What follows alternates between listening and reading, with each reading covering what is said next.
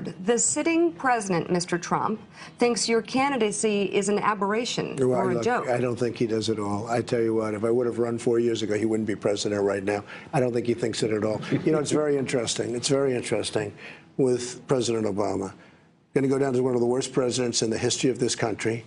He has been a disaster on the military. Donald Trump opened by delivering another sharp criticism of Barack Obama's time in office.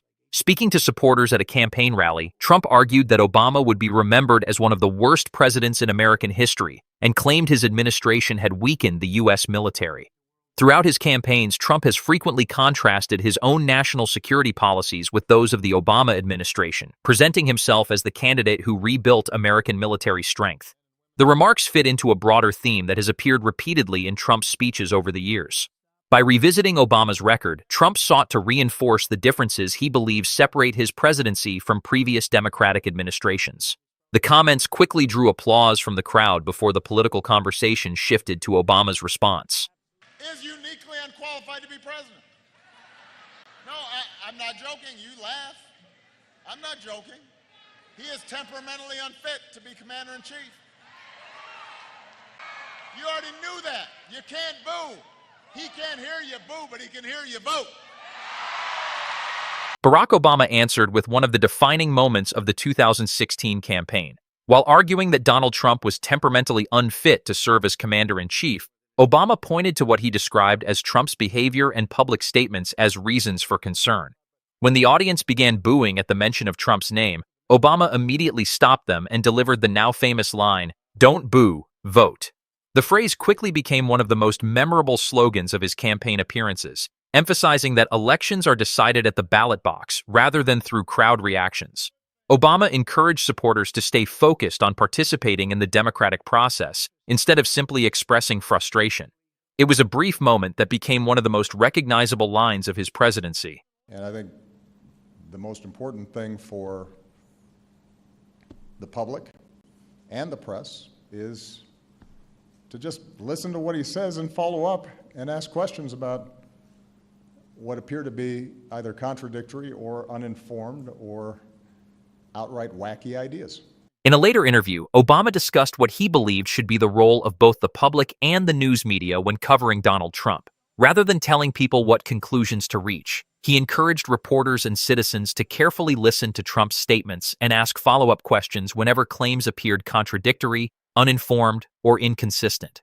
Obama argued that public accountability depends on examining what political leaders actually say and comparing those statements with the facts.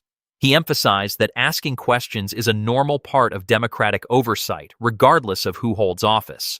His remarks reflected a broader message about the importance of an informed public and a free press. The discussion then gave way to a very different perspective from late-night television. Here's a 78-year-old billionaire who has not stopped whining about his problems since he rode down his golden escalator 9 years ago. It has been a constant stream of gripes and grievances that's actually been getting worse now that he's afraid of losing to Kamala. The final hook shifts from politics to comedy as Jimmy Kimmel delivers one of his signature monologue jokes about Donald Trump. Kimmel described Trump as a billionaire who has spent years publicly complaining ever since descending the famous golden escalator to announce his first presidential campaign. The joke poked fun at Trump's tendency to publicly air grievances, turning a familiar political storyline into a comedic punchline. Rather than focusing on policy, Kimmel built the humor around Trump's public image and communication style. The audience responded with laughter as Kimmel closed the segment by contrasting Trump's wealth with the frequent complaints that dominate his public appearances. It was another example of how late-night television continues to blend political headlines with satire. This video highlights the sharp contrast between Donald Trump, Barack Obama, and the way late-night television covers American politics. Trump criticizes Obama's presidency and argues that his administration weakened the country, while Obama responds by urging voters to participate in elections instead of simply booing political opponents. He also stresses the importance of holding leaders accountable by carefully examining their public statements and asking informed questions.